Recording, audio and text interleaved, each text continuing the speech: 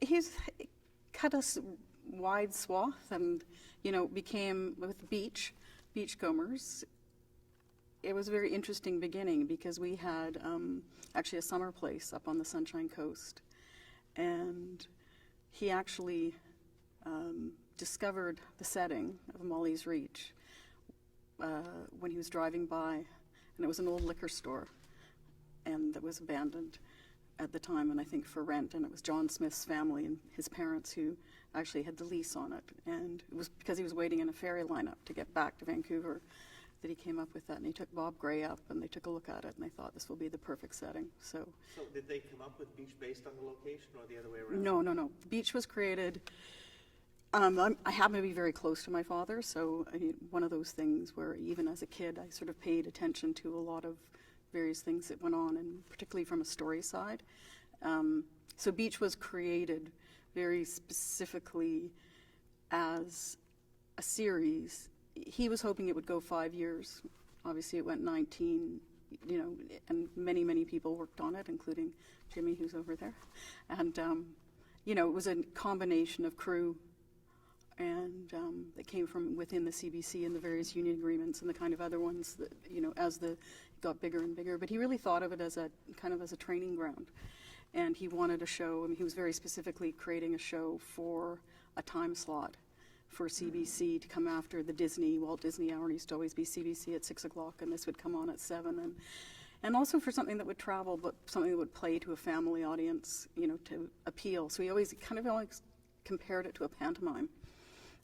So he came up with it with Mark Strange, and that was sort of how it came. But the stories that came out of it were sort of ideas of let's expose the beautiful BC and the coast and all of that. So, and by setting it in Gibson's and having the sort of cast that he brought in, he brought in Bruno Gerussi convinced him to leave Stratford and come and do it here and have a star in this role, and then having, the family at the center and that whole thing. He really wanted it to work, and so I was aware of all the writers who were on it, various crew, particularly at the beginning. Went to a few parties along that way, but then at a certain point as a teenager I wanted nothing more to do with that.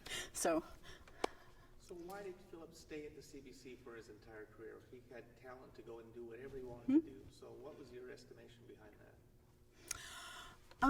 Well, he was actually headhunted a few times in the 70s after the success in particular of Beach, but after various things that he did Manipulators, Lies from Lotus Land came after Beach, or Beach was probably still shooting. He sort of had a little bit of an anti-Americanism in him. I don't think he really, it's sort of ironic. My mom has a lot of family who lives in LA, most of whom are divorce attorneys and therapists, not in the entertainment industry.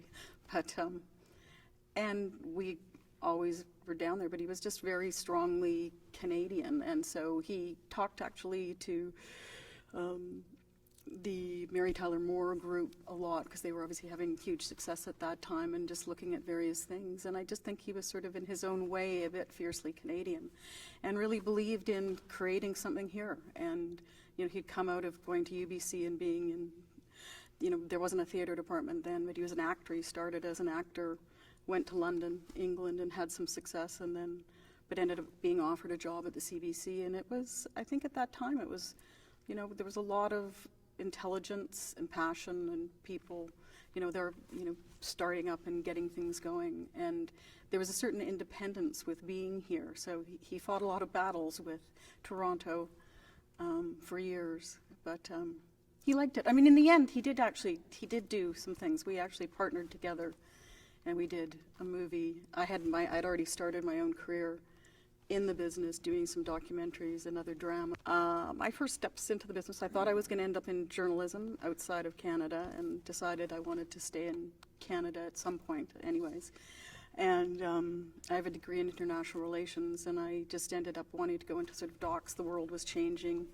This is kind of the mid-'80s, and I ended up running a small post-production company called Petra, which was run by a whole bunch of editors who all won many awards and things like that. And they had a couple of young partners, and they hired me, and then the whole thing sort of imploded, and I ended up running their company for them for about 2 years. And some documentaries that were sort of already underway, I got sort of put on, and I just found everyone always wanted a producer.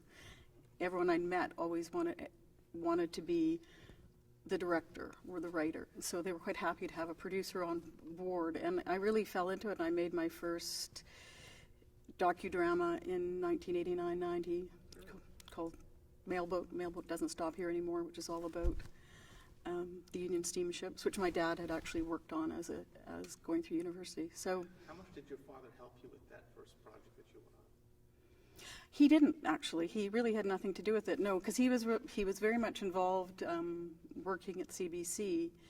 It was after that he asked me to help him with a couple of scripts that had come his way through what was then BC Film, or the early days of BC Film. Now that's Creative BC. And so we ended up partnering on a show that he took out of CBC when he actually left the CBC in '91.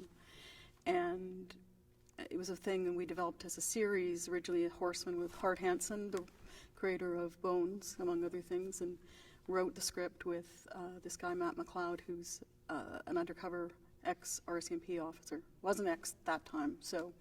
And we ended up shooting that as a pilot movie called Trust in Me. That was in '94.